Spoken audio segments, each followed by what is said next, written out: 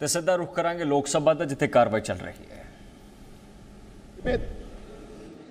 एक लेख है मैकबेथ को, सर ये टायरेंट कहा जाता था, एक टायरेंट किंग मैकबेथ, अत्याचारी राजा। तो मैकबेथ के अत्याचार देखते हुए शेक्सपियर ने बड़ी दुख जताई थी और कह रहे थे कि स्कॉटलैंड में जिस तरीके की हमला हो रहे हैं, जिस तरीके की दुर्दशा देखे जाते हैं, तो उसमें बड़ी दुख के साथ एक कोई शब्द लिखे थे, it weeps, it bleeds, and each day a gas is added to the wounds. Each new morning, new widows howl, new orphans cry, new sorrows strike the heaven in the face. हमें भी लगा कि मणिपुर की हालत ऐसा ही है, जहां लोगों की मन में कोई चैन शांति कुछ नहीं थी। सारे मणिपुर, यही तो बात है, आप समझ नहीं सकते। अनारस के साथ बनारस की तुलना मत किया करो, चाना के साथ बेदाना की तुलना मत किया करो, बुलक के साथ हिलक की तुलना मत किया करो। इसलिए नहीं, क्योंकि हमारे प्रधानमंत्री जी जिस दिन मणिपुर के मुद्दे पे बोलना चाहिए था, कहां से छत्तीसगढ़ लाए, कहां से राजस्थान लाए, कीजिए ना। लेकिन मणिपुर की दंगा ये कोई छोटी मोटी बात नहीं है। मणिपुर की दंगा एक जाति दंगा के रूप में, एक सिविल वॉर की तरह सारे देश दुनिया में चर्चा के मुद्दे बन गए। आप जब यूरोप में गए थे, फ्रांस में, जहां आपको पुरस्कार मिला था, खुशी हुई, हम लोग आपको नवाजा गया बहुत बड़ा पुरस्कार में। उस समय भी यूरोपियन पार्लियामेंट में यह मणिपुर की मुद्दा चर्चा में थे, अमेरिका में भी यह मुद्दा चर्चा में थे। तो हमारी तरफ से यह बार बार समझाने की कोशिश किए गए थे कि Manipur issue cannot be confined to any state or any nation. It has already assumed a global dimension. That is why Prime Minister intervention is indispensable, is called for. That was our argument. There is no harm of it. Sir, बात यह है कि मणिपुर में क्या देखा? मणिपुर में हमें देखा कि हमारे घर की मां बहनों को वस्त्रहीन हालत में विवश करके उन पे ऊपर हमला हो रहे हैं, बलात्कार की घटना घट रही है।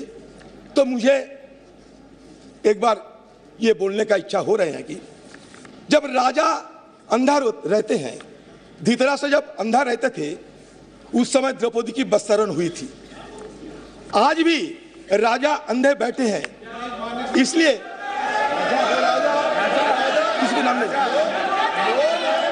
किसी को नाम नहीं लिया, किसी को नाम नहीं लिया मैं। तो इसलिए जहां राजा अंधा बैठे रहते, वहां द्रौपदी की वस्त्रहरण, चाहे वो हस्तिनापुर में हो, चाहे वो मणिपुर में हो, होते ही रहते। मणिपुर और हस्तिनापुर में कोई फर्क नहीं रहता। आपने एक अपील की थी कि आइदर और साइड से बहस को शांति से सुना जाए। हम बड़े धैर्यपूर्वक सुनते गए। उन्होंने कहा कि हमने ब्रिटिश की कार्य पद्धति हमारी संसद ने अडॉप्ट की है, पूरे देश का अपमान किया, हम चुपचाप बैठे रहे। हमारी संविधान सभा ने ये पूरी प्रक्रिया तय की है, स्वीकार करी है। आगे माननीय अध्यक्ष जी, इसके बाद भी अनर्गल बोलते रहे। अब मैं अभी ये जो प्रयास कर रहे हैं, उनकी पार्टी ने उनको समय नहीं दिया। मेरे बोलने के साथ बात दिया जाएगा। आपने समय दिया, उसमें कुछ स्कोर करना चाहते हैं, कुछ मान्यता, मगर माननीय अध्यक्ष जी, इस सदन की एक गरिमा है। देश के प्रधानमंत्री जी के बारे में जिस प्रकार का ये उल्लेख कर रहे हैं, मुझे लगता है ये विपक्ष के नेता के लिए शोभा नहीं देता। आपने उनको या तो कंट्रोल करना चाहिए या तो ट्रेजरी बैंक के एमपी भी ये नहीं सुन पाएंगे। अमित शाह जी, आप थोड़ा बैठे। प्रधानमंत्री जी के गुस्सा नहीं आता, आपको क्यों आते हैं इतना? किसी को गुस्सा नहीं आते, तो चर्चा की मुद्दा है। आप मुद्दों पे बोलिए सर। मुद्दा पे तो बोलते हैं सर। हाँ। बहुत दिन पहले सुना इस देश से हजारों करोड़ रुपया लूटकर नीरव मोदी भागे थे, किसी ने उनको पकड़ नहीं सके। हमारे एनडीए सरकार की इतना ताकत, उन्हें छू नहीं सके। और कैरिबियन समुद्र की बीच में मस्ती करते देखा जाते हैं, जो मर्जी वो कहते रहते हैं। तो मैंने सोचा कि नीरव मोदी सारे जिंदगी के लिए हमारे से दूर चले गए, लेकिन अब पता चला नीरव मोदी दूर नहीं गए। मणिपुर की घटना देखने के बाद मुझे यह पता चला नीरव मोदी यहाँ हिंदुस्तान में जिंदा है, और नरेंद्र मोदी नीरव मोदी बन के अभी भी चुपचाप अपने चुप्पी साधे होकर बैठे हैं।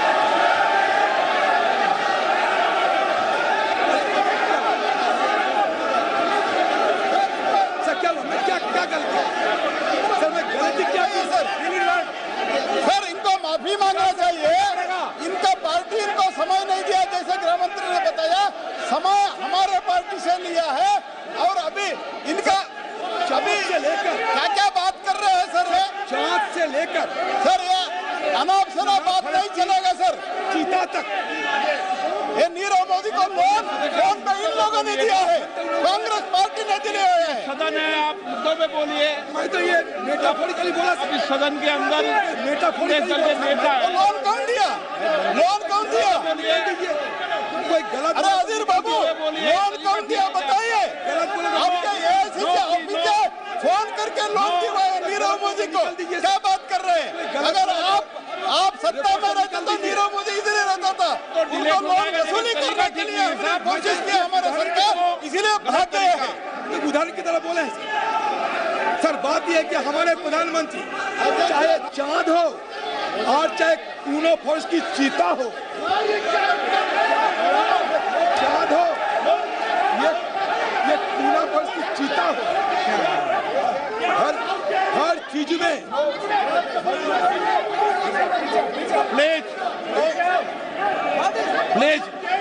प्लीज जाइए, अपने अपनी सीट पे।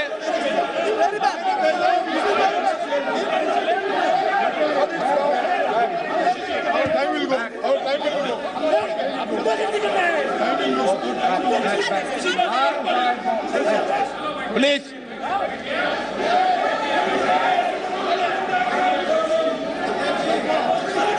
सर, आप मुद्दे पे बोलिए। बड़े दावे के साथ कह सकता हूँ सर। आप मैं किसी को आहत करने के लिए, आप मुद्दे पे बोलिए ना। चोट पहुंचाने के लिए मैं एक शब्द नहीं कहते। अच्छा, आप लोग गलतफहमी हो रहे हैं।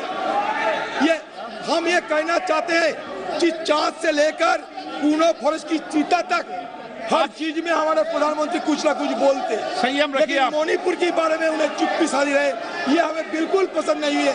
यही मैं जाहिर करना चाहते हैं। संयम पे बोले आप सर। अभी तक देखिए ना, मणिपुर की जो 2 एमपी है, मणिपुर के 2 एमपी डॉक्टर रंजन सिंह राजकुमार, मणिपुर के और एक एमपी डॉक्टर लोरो फुजो, किसी को बोलने का मौका नहीं दिया जाता है कि हमें सदन के अंदर कुछ सुने उनसे, वो भी नहीं मौका मिलती लोग। हम अमित शाह जी को पूछना चाहते हैं। अमित शाह जी, कल जो आपने बयान दिया ना, ये बड़ा घातक बयान दिया आपने कहा था कल, याद कीजिए, कि हम बफर जोन में सारे सिक्योरिटी फोर्सेस को तैनात किया है। याद कीजिए, आपने खुद स्वीकार करते हैं कि बफर जोन बन गए हैं। बफर जोन कहाँ बनते? लाइन ऑफ कंट्रोल में बफर जोन बनते। इसका मतलब आप क्या स्वीकार करते हैं कि कुकीलैंड और मेरीलैंड अलग हो गए? Please conclude. नहीं सर, प्लीज कंक्लूड। सर कैसे सर? ओके सर, इसीलिए ये बफर जोन की बात कभी आपको नहीं करना चाहिए था। मतलब आज जो sense of delineation, it is going to be translated into a geographical delineation of the 2 warring faction. इसलिए मैं आपको सतर्क करना चाहते, कल आपने बड़ा गलत बयान पेश की है। ये बफर जोन की मुद्दा उठाकर आपने खुद स्वीकार किया कि बफर जोन अभी है। आपने कांग्रेस पे आरोप लगाने का कोशिश किया, लेकिन देखिए आपने खुद राज्यसभा में ये बताया कि 1528 फेक काउंटर हमारी जमाने में हुई थी। ये आपने यही नहीं बताया कि कितने साल तक वो हुई थी। 33 साल में हुई थी। Sir rule 352(5) sir rule 252(5) sir Congress की जमाने में कांग्रेस की person in high authority unless the discussion is based on the substantial motion drawn in proper terms. Sir ऐसा कुछ नहीं हुआ सर। इसको एक्सपंज करना, prime minister is the high authority, इसको एक्सपंज करना चाहिए और माफी मांगना चाहिए सर। ऐसा नहीं चलता है सर।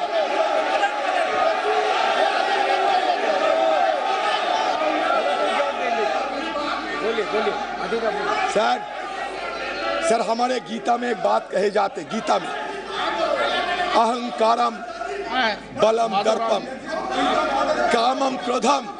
इनका पॉइंट ऑफ ऑर्डर है माननीय अध्यक्ष जी। बोलिए ना सर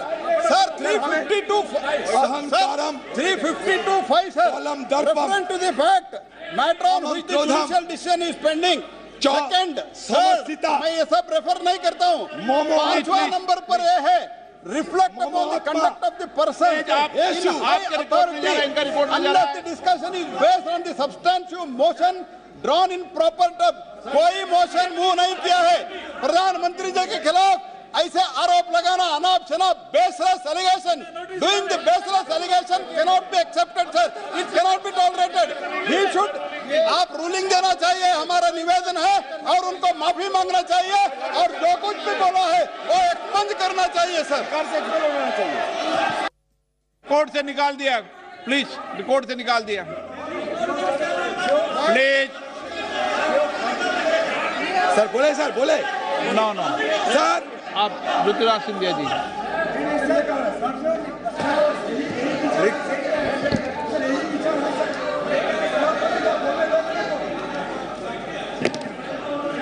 अध्यक्ष महोदय,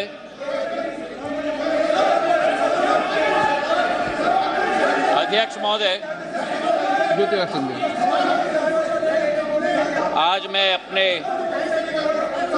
एनडीए के गठबंधन को और प्रधानमंत्री जी को मैं धन्यवाद अर्पित करना चाहता हूं कि इस अविश्वास प्रस्ताव पर बोलने का मुझे मौका दिया। लेकिन जो ये दृश्य अध्यक्ष महोदय इस प्रजातंत्र के मंदिर में आज हम देख रहे हैं, जिस प्रजातंत्र के मंदिर में इस देश की संस्कृति, इस देश का सद्भाव, इस देश की विचारधारा निर्मित की जाती है, जिस प्रजातंत्र के मंदिर से देश की 140 करोड़ जनता अपनी प्रेरणा लेती है, उस प्रजातंत्र के मंदिर में ये स्पष्ट हो गया है अध्यक्ष महोदय कि इन लोगों को ना देश की चिंता है, ना प्रधानमंत्री के पद की चिंता है, ना राष्ट्रपति के पद की चिंता है। इनको तो केवल अपनी हैसियत की चिंता है। ये देश को पूर्ण रूप से स्पष्ट हो गया। अध्यक्ष महोदय, मुझे 20 साल हो गए हैं इस संसद में, मेरा अपना सौभाग्य मैं मानता हूं, लेकिन ऐसा दृश्य में मैंने 2 दशक में नहीं देखा है कि जिस तरीके से देश के सर्वोच्च पद के व्यक्ति 140 करोड़ जनता के हृदय में स्थापित इस देश के प्रधानमंत्री के प्रति जो शब्दों का उपयोग विपक्ष के द्वारा किया गया है, मैं मानता हूं कि सदन के सामने नहीं लेकिन देश की जनता के सामने इन्हें माफी मांगनी चाहिए। आज जो दृश्य हम देख रहे हैं अध्यक्ष महोदय कि अविश्वास प्रस्ताव के आधार पर, अध्यक्ष महोदय मैं आपका संरक्षण चाहूंगा। ये बोलने के लिए कभी तैयार हो जाते हैं लेकिन सुनने के लिए तैयार नहीं होते। न देश की जनता की ठोक कर 2 बार चुनाव में नतीजा हजम करने के लिए तैयार है, न सदन की बात सुनने के लिए तैयार है।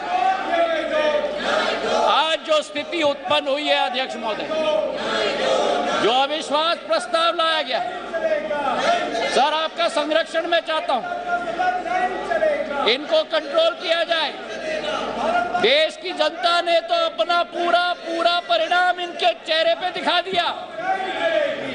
जो जनता के सामने नहीं कर पा रहे वो आज सदन में बैठ के कोशिश कर रहे हैं करने के लिए। जो अविश्वास प्रस्ताव इनके द्वारा यहाँ लाया गया, ये अविश्वास प्रस्ताव मणिपुर की बात नहीं है।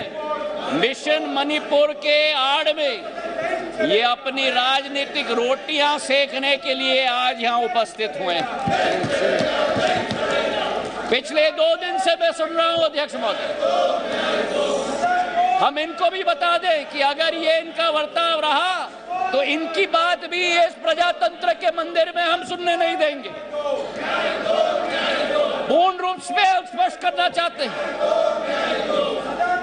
अध्यक्ष महोदय, जो इस क्षेत्र में और इस सदन में प्रस्तुतिकरण हुई है, ये वो बादल है जो गरजना चाहते हैं लेकिन बरसते नहीं। ये वो बादल है जो चर्चा में रहना चाहते हैं लेकिन चर्चा सुनना नहीं चाहते। अध्यक्ष महोदय, आज अध्यक्ष महोदय, ये अविश्वास प्रस्ताव जो लाया गया है, सारे आवश्यक विमर्श एक तरफ रखे गए हैं और इनकी हट एक तरफ है। हमारे देश के